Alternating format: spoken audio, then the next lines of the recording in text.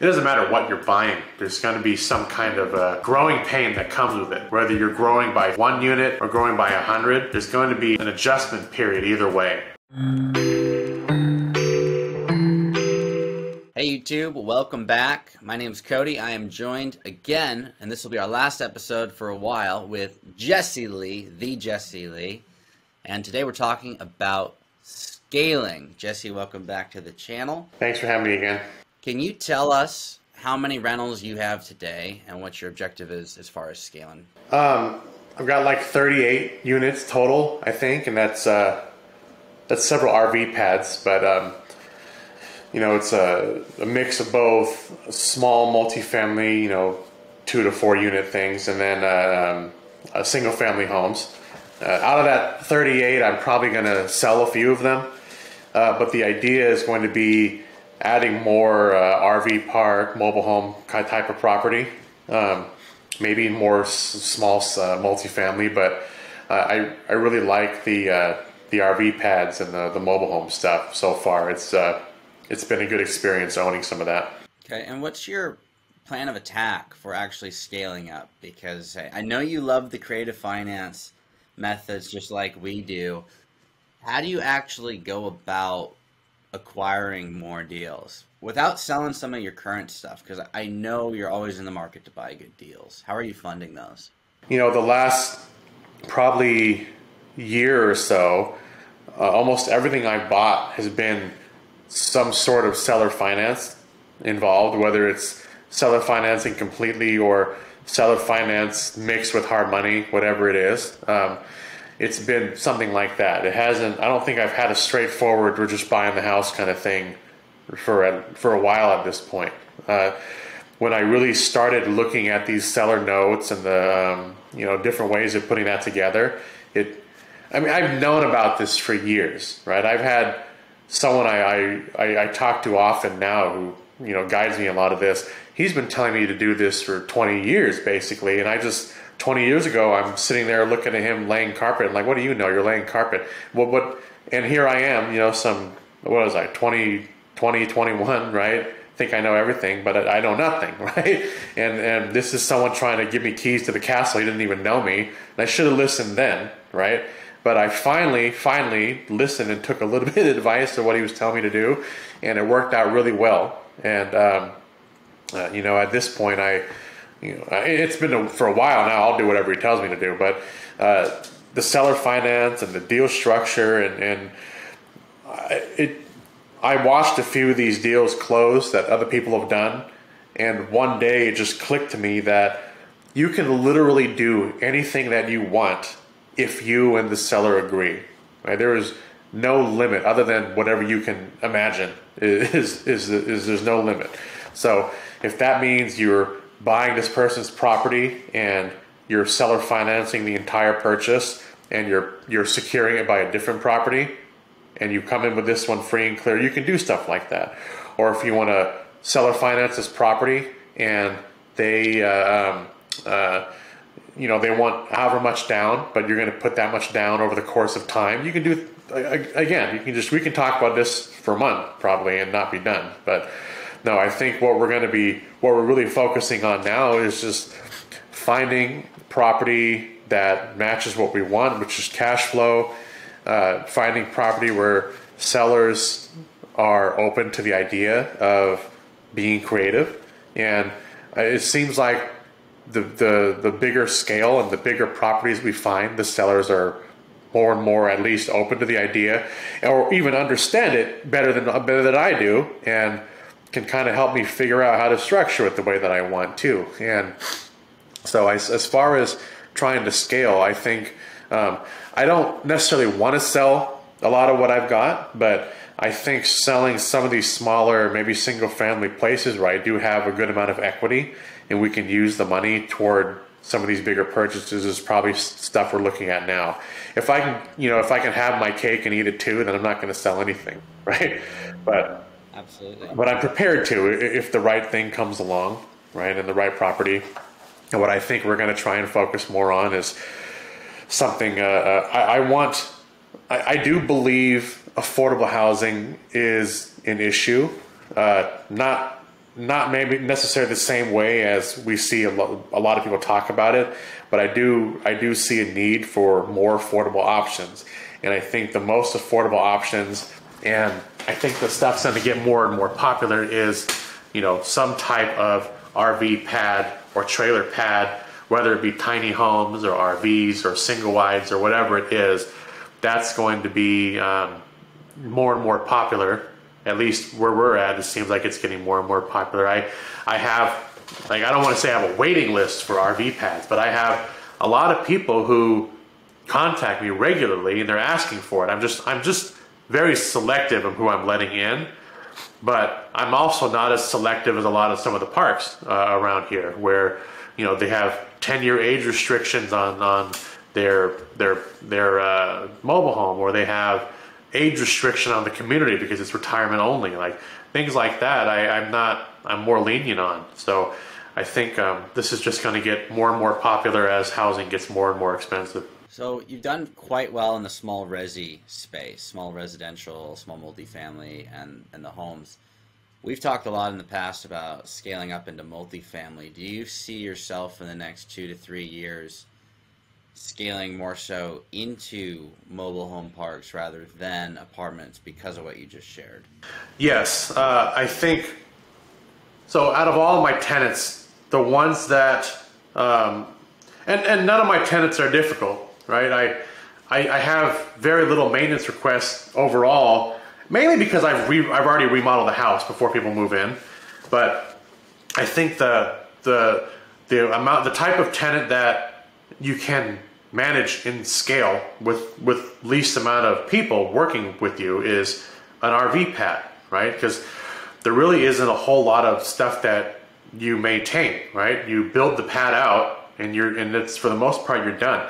As long as the utilities are on and working, there's power, there's water, there's a sewer hookup, that's it. There's not much else I need to maintain other than making sure the grounds themselves are maintained. They don't look overgrown. They don't have, you know, I don't want a bunch of broken down cars in front of it, kind of thing, right? Just making sure that the place is clean and presentable. And a lot of that comes with just screening tenants properly. But aside from that, those are really the most hands-off management unit that you can really look at, for me at least so far, right? But they've been really good, and the people who I have living in them right now, I feel like are happy with their space and they're happy with their rent. Because all I did was look at the other places that are available and figure out what they're charging. I just undercut everybody, because most of my RV pads, for the most part, are just kind of, you know, I don't want to say they're an afterthought in the property, but I bought a lot of these property not even really thinking about RV pad. It just happened to be something I was able to add on in several places. Yeah, exactly. No, it's beautiful cash flow. But for the property I have now, it's kind of just icing on the cake, because the properties, we didn't buy it for that, right? I didn't really even think of the concept until just in the last year or so. So it's been a nice extra. It's been worth spending a little money putting these together and kind of learning how it all works, and, you know, dealing with the city and the county at different levels for this kind of thing. So it's been a good experience so far. Now, I do realize, of course, that if I go from, you know, the how many pads I have now to having like a 300 pad park somewhere in another state, yeah, that's going to come with a little bit of a learning curve, but that's not going to stop me from doing it. This is just something that comes with the territory. It's going to be a different type of property. If it is something that ends up being out of state, that's something I haven't really done yet, is managing from another state, so that'll be a learning curve. But I do think that the trailer parks and the RV pads are what we are going to start moving toward completely. Okay. So in the next 12 to 18 months, where do you see your portfolio being at, as far as just the size, what you've got, and what are your next logical steps to get there? So I'm thinking if I'm going to be doing this, I want to dive really headfirst into it, right? And I don't want to buy a park far away from where I live, and it's going to be 5 or 6 pads or something. No, it needs to be something worth buying and worth doing, and worth the extra effort that comes with managing it from afar. So I'm hoping something along the lines of 100 or even a 200 pad mobile park, something that is large enough that we could potentially have an on-site manager there in the park. And this is likely going to be something in another state, mainly somewhere with a little bit better tenant-landlord law, a little bit more balanced than what we have here. But somewhere that's still a place where people want to live at the same time. So there's a few different areas we've looked at and a few places we're looking at. But, I'm in the process of stabilization on several things we've got right now, which is kind of taking up majority of time. Also in the process of finishing a couple rehab projects that were a little bit intensive. So that stuff's going to be done relatively soon. So I can dedicate more time to looking at further acquisition of what we really want, which is this bigger park. So if we can figure out a 100 or 200 pad park, ideally something that is managed poorly, right? Something that is going to be value add, because no matter what we're buying, I want it to be value add, right? And most importantly, something where a seller understands seller finance or different creative terms that we're going to want to do and be willing to do that, and there's going to be a compelling reason for them to do that. We can find that type of property. That's what I'm hoping we can end up with. For someone who's watching this that's got 1 or 2 small rentals, maybe they're duplexes, maybe they're houses or a fourplex, they want to scale into the mobile park or the RV pad space.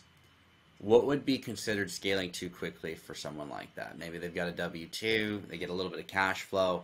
Is jumping straight into a 50 or 100 unit going to be too much too fast? Or would you start with something like 10 to 20? Where would you start if you were in that position? It's easy for me to sit here and say if they've owned one rental and that's what they own and they have a regular W-2, yeah, it probably is too much too fast. But I'm also the person who just, I don't look before I leap kind of person. So I'm not going to fault someone for wanting to do it. I think people need to be aware and make sure it's clear to understand that it doesn't matter what you're buying. There's going to be some kind of a growing pain that comes with it. Whether you're growing by 1 unit or growing by 100, there's going to be an adjustment period either way. So, just be prepared for whatever that adjustment period might be. And I do think that going from 1 or 2 rental unit to trying to buy something that's got 50 or 100, that is going to be a little bit difficult. I would say for that person, and this is another thing that I'm kind of throwing stones in the glass house, but make sure if you're going to buy something like that, you do have an adequate reserve where you can make a couple mistakes and be able to cover that mistake. But other than that, I don't think there's any wrong way to do this as long as people are doing it, right? And this is something that I've actually been talking about a lot with people is, we see a lot of people that, this person got 100 units, this person got 1,000 units, right? And you kind of look at what you've got and you're like, well, shit, I'm twice this guy's age. I have a third of how many units he's got. That's the wrong way to look at it, right? You got to look at it like, that's great. This person has that. I wonder what they're doing. And he's here. I wonder how they're going to do it. And then I'll talk to them and learn a little bit about it. Then I can apply it to what I'm doing too. But at the end of the day, really, you buy one extra property in your entire life. By the time you retire, you're already way ahead of most people that haven't bought anything. Because just, again, one more house, single family, duplex, whatever it is, one more extra piece of property, not the one you're living in, but one additional property in your lifetime, you're way ahead of most people already. So just keep that in mind. But I'd say yes, if you have one extra, or you have 2 rentals, it's probably, unless you've been doing this for a while and you have at least some experience in management or something, buying a 100-unit building right off the bat might be a little challenging. Awesome. Well, do you have anything you'd like to share before we wrap up our final episode with the real Jesse Lee on scaling?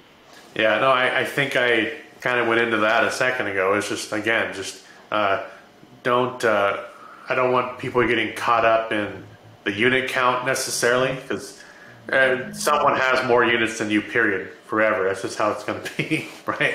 No matter what, somebody's going to buy more or have more than you. So it's not really at least for me, it's not necessarily a competition. It's I want to buy real estate. I want to buy as much real estate as I can, and just for myself, because I want to do that, not because of you have 100 units yourself, right? Or someone's got 500. I just want to buy them. I want to see how many that I can end up with before it's time for me to stop, and hopefully I have enough where they're cash flowing. That's really that's the main thing. Just buy stuff with cash flow. But that's it. And again, just try to buy something. I had a friend who was on the fence about buying rentals for himself. This is a little over a year ago, but they had managed hundreds and hundreds of units through their property management company. And we were at lunch one day, and I'm like, "What? Just go buy something. Like, what are you worried about, right?" And now I think he's got like 60 or 70 units at this point. It's only been a year. Yeah, you know exactly what I'm talking about. So I'm really glad watching him do it. It makes me happy seeing him just buy stuff, and he's buying them all over the place. And it's great watching him do it. That's awesome. Well, Jesse, appreciate you sharing everything that you've shared on the channel over the past 4 weeks. Yeah. You're awesome. You're an OG real estate baller. You've been through a lot, and we appreciate getting to live vicariously through you. Sounds good. All right. Well, Jesse, appreciate you. And for those who are watching, make sure to subscribe, hit follow, and we'll see you next time.